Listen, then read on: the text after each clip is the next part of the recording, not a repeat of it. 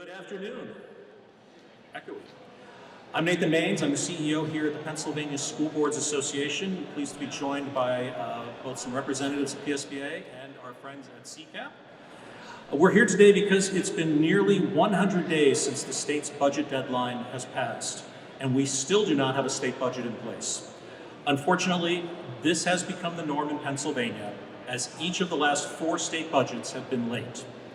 For the 5,000 local school leaders PSBA represents, late budgets come with real impacts. Imagine trying to plan your own personal budget without a complete picture of your income, or trying to pay all of your bills without as much as 70% of your income. That's the position school districts find themselves in because of this year's late state budget. Today's event will make one thing clear. The budget delay is not just a political issue, it's a community crisis. School directors are struggling to plan for the academic year, and counties are being pushed to the brink of service reductions and layoffs.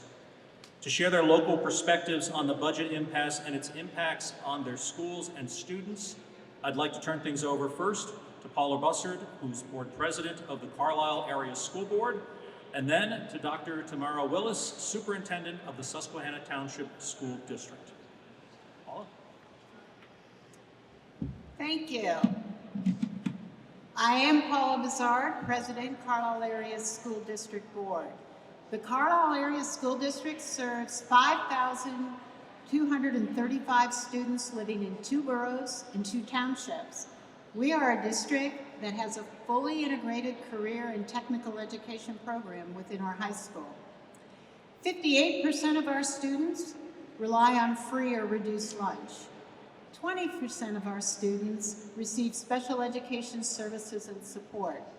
12.5% of our students are English language learners. 2% of our students are considered homeless.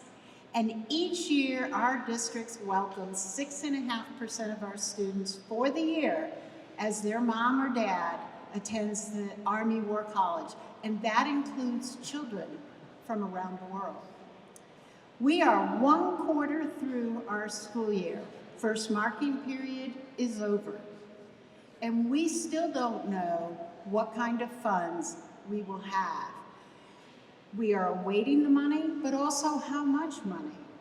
Will we have to make mid-year adjustments in programs and services? Were we too optimistic in our projections of state revenues? Imagine continually having to be in the position where a major portion of your funding is unpredictable. Our district receives 35% of its revenue from the state and 2% from the federal government. A number of years ago, we started taking a longer look at our revenues and took steps to be prepared because late state budgets have become more normal than not.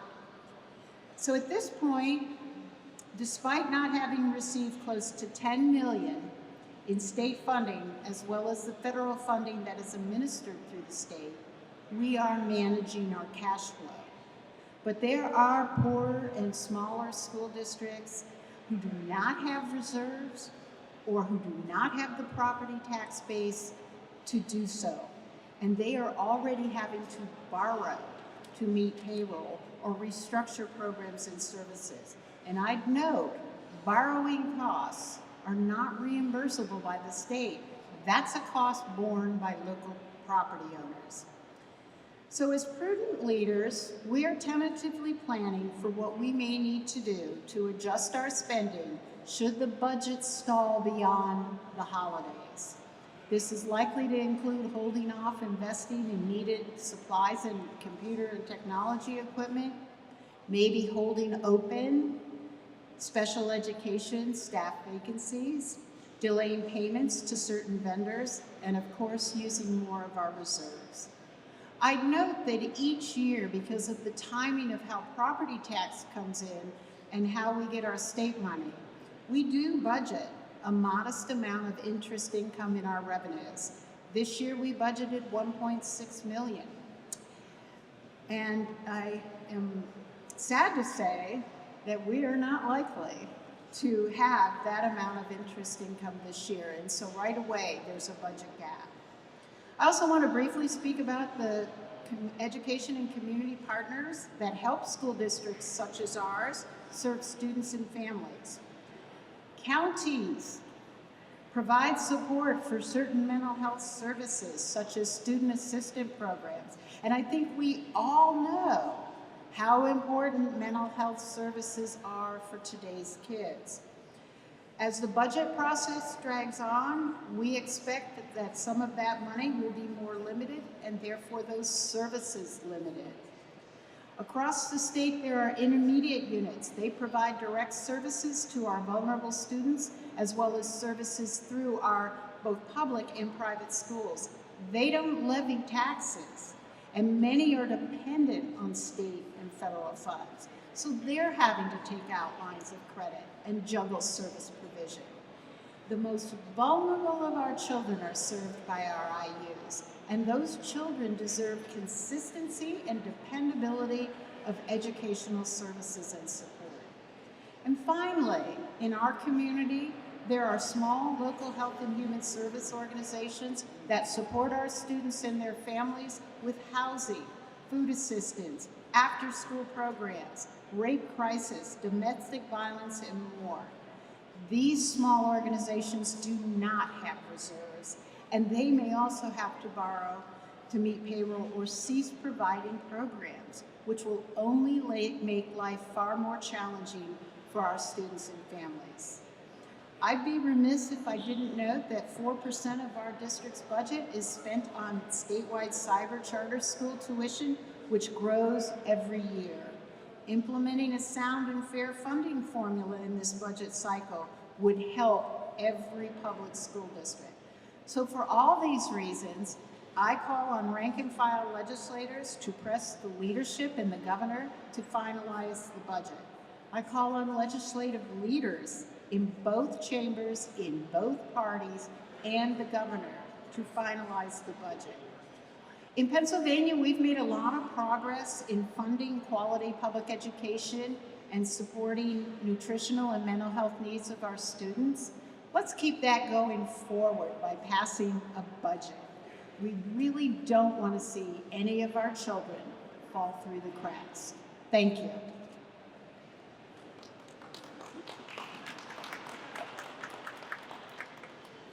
Good afternoon. I am Tamara Willis, and I am here on behalf of the students, families, and staff of the Susquehanna Township School District. A prolonged budget impasse is placing our district, just as many other districts are reporting, under serious financial strain. Let me begin with the core challenge. State funding accounts for approximately 25% of our total revenue. When those dollars are delayed, we are forced to draw on our fund balance to meet payroll, pay vendors, and cover mandated costs such as pension contributions and special education costs, which are growing across the region. While a fund balance serves as a safeguard, it was never designed to replace sustained state support. Using it for basic operations limits our ability to respond to emergencies and jeopardizes long-term financial stability. This is especially troubling for a district like ours, where we have 60% of our learners who receive free and reduced lunch, 16% of our students qualify for special education, and just last year, we received approximately $2.6 million in new state funding to correct decades of underfunding, adjustments that help ease the burden on our local taxpayers. And the pressure doesn't stop there, because Pennsylvania's former school construction reimbursement program, PlanCon, is no longer funded. Districts like ours must bear the full cost of constructing new schools or upgrading aging facilities. In the past, PlanCon helped offset construction costs. Today, every dollar must come from local resources whenever fund balances can responsibly absorb those costs. This is happening just as Susquehanna Township School District is experiencing the fastest growing enrollment in Dauphin County. And we are the third most diverse school district in the country. So we have not built a new school in nearly 60 years, yet our classrooms are overcrowded and our facilities are stretched beyond limits. A new school is no longer a distant goal for us. It is an urgent necessity. To meet this need, we are preparing to issue bonds to finance that construction. And we have a referendum on the November ballot to help fund the project. However, here's where the state budget impasse creates double jeopardy for us. Any disruption or downgrade to our credit rating will increase the cost of that borrowing, making those bonds significantly more expensive. Higher interest rates would mean fewer resources for hiring teachers, funding programs, and purchasing essential classroom supplies. These are the very investments that directly impact student learning. So let me be clear. This is not a temporary inconvenience. It is a serious threat to both our daily operations and our long-term fiscal health. We are being forced to choose between meeting today's obligations and protecting the financial integrity that secures our district's future. Despite these challenges, our commitment to our children will never waver. Instruction will continue. Learning will not be stopped. But we need action in Harrisburg to end the budget impasse, restore the timely flow of state subsidies, and please explore a modern replacement for PlanCon so that districts are not left to shoulder the entire cost of critical school construction. Thank you for standing with us as we work to ensure every child in Susquehanna Township and across Pennsylvania have access to safe, high-quality education without interruption.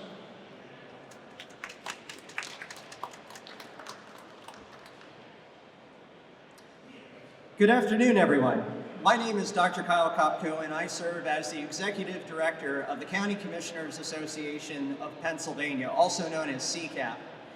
CCAP serves as the statewide voice for all of Pennsylvania's 67 counties. And I want to extend our sincerest thanks to our friends at the Pennsylvania School Boards Association for their partnership in today's press conference. So thank you very much. Today, the state budget is 90 days late, and communities across the Commonwealth are already feeling the strain. As you can see with the demonstrative to my left, for a typical county, a little more than a third of their budget comes from state funds. Counties, school districts, and municipalities are required to pass a balanced budget on time. Yet the Commonwealth has missed more than a dozen budget deadlines in the past 25 years. We realize there are strong feelings on both sides of the political aisle on what should be prioritized in a budget. But every budget impasse pushes counties closer to fiscal crisis, and we can't normalize the practice of essentially missing a state budget deadline every other year. And without a state budget, many counties will be forced to raise property taxes, cut critical services, or both. This directly impacts the taxpayers they serve. And it is not only state dollars that are at risk. Federal pass-through funds are also frozen, and they cannot flow to counties without an enacted budget. Let me touch upon just one example as to how the budget impasse affects counties. In recent days, a county in western Pennsylvania announced furloughs and service cuts effective October 1st, particularly affecting their children and youth offices and the county's area agency on aging. These offices rely heavily on state funds for their operations, and state payments totaling millions of dollars are in arrears just for this one county.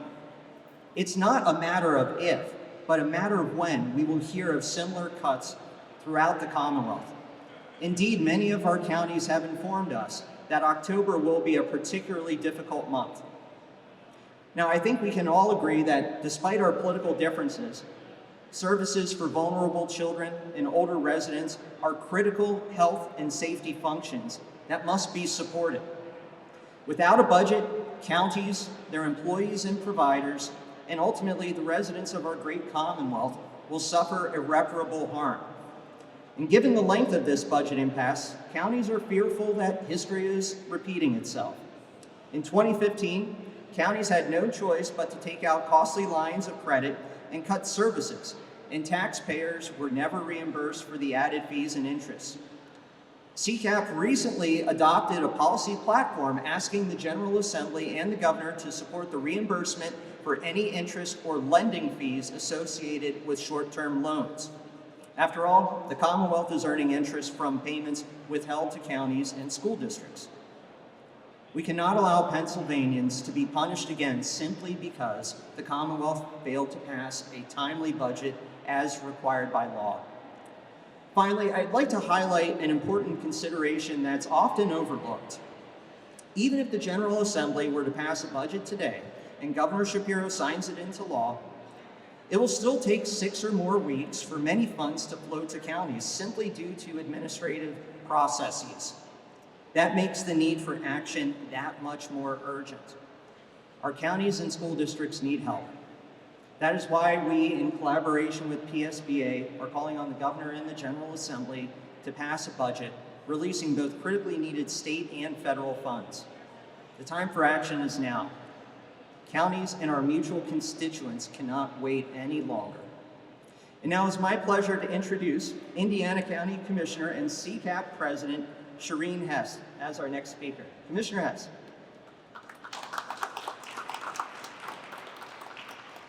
Thank you, Kyle. My name is Shireen Hess, and I am the Indiana County Commissioner and CCAP's President for 2025. I am here today to underscore the importance of passing a state budget without further delay so that we can safeguard our county operations and protect the residents that we serve. Every day that passes without a budget places counties under financial strain, forcing us to prepare for difficult decisions that directly affect essential services and the people who rely on them. On average, counties receive 37.4% of their funding from the state, with some counties depending on well over half of their budget, their total budget from the state subsidies. Without a resolution, counties estimate that the reserve funds will be depleted by October, which is really right around the corner. Many are already not exhausted or non-existent. This leaves counties with no choice but to consider layoffs, furloughs, service reductions, and even facility closures. In my area of the state, Western Pennsylvania, I know of at least 2 counties who have taken the painful decision to actually do those actions. So counties are now being forced to seek lines of credit just to keep their services operating, and this brings steep and unbudgeted costs that will strain our local budgets even further. Without a final state budget, counties are left carrying that financial burden of providing state-mandated services with no funding to support them, while also being removed from critical federal pass-through dollars that cannot be released until the budget is enacted. It's also important to recognize that counties have not fully recovered from the last budget impasse in 2015. The lingering financial and operational damage continues to affect our ability to deliver services today. Counties are urging that the General Assembly and the Governor come together and enact a full budget so that both state funds and critical federal pass-through dollars can be released without further delay. And now it is my pleasure to introduce Cumberland County Mental Health and Intellectual and Developmental Disabilities Administrator and Mental Health Director Annie Streit as our next speaker. Annie.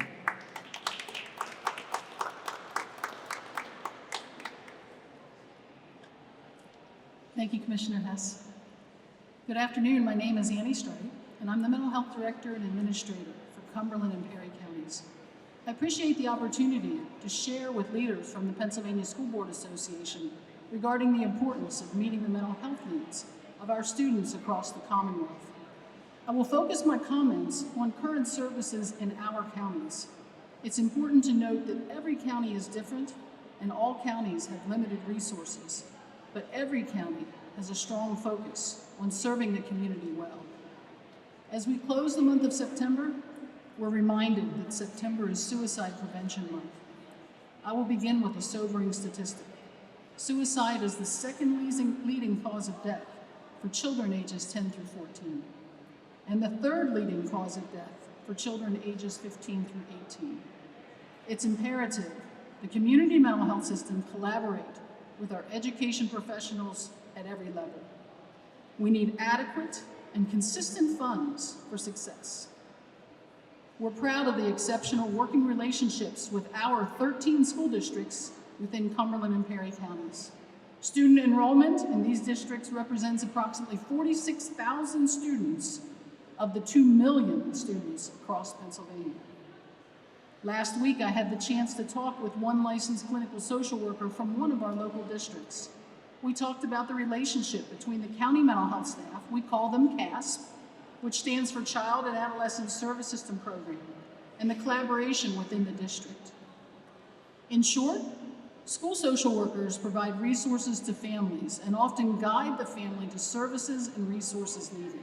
They assist in making applications for medical assistance or provide information to connect to other services.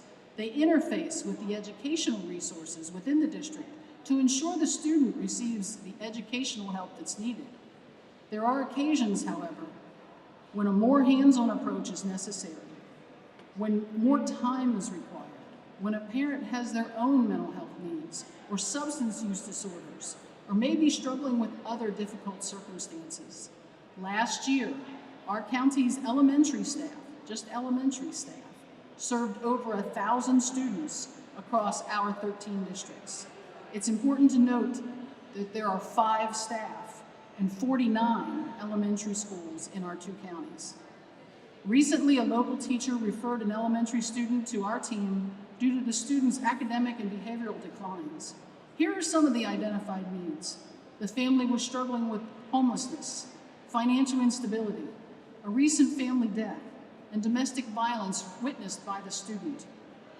The school continued to work to address the educational needs of the child while the county staff were able to connect the mother with domestic violence counseling, in-school therapy for the child, and the family was then connected to food assistance, grief support due to the loss of a loved one, and our staff was then able to get consent to collaborate directly with the school, and together an action plan was formed that included a summer education and recreational opportunities.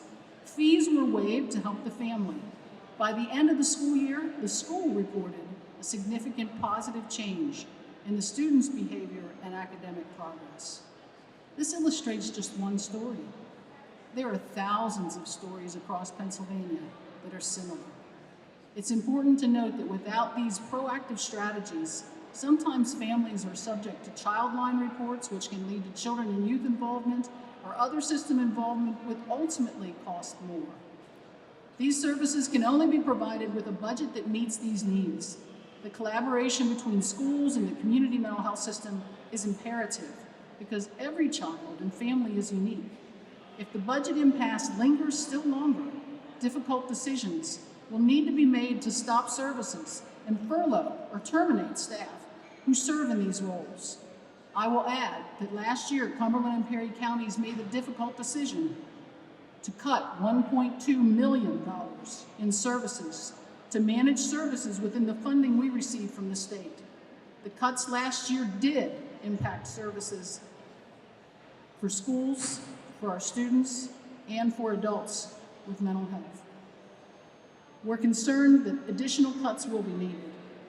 Additionally, with the budget impasse for many counties has created an inability to pay providers and staff.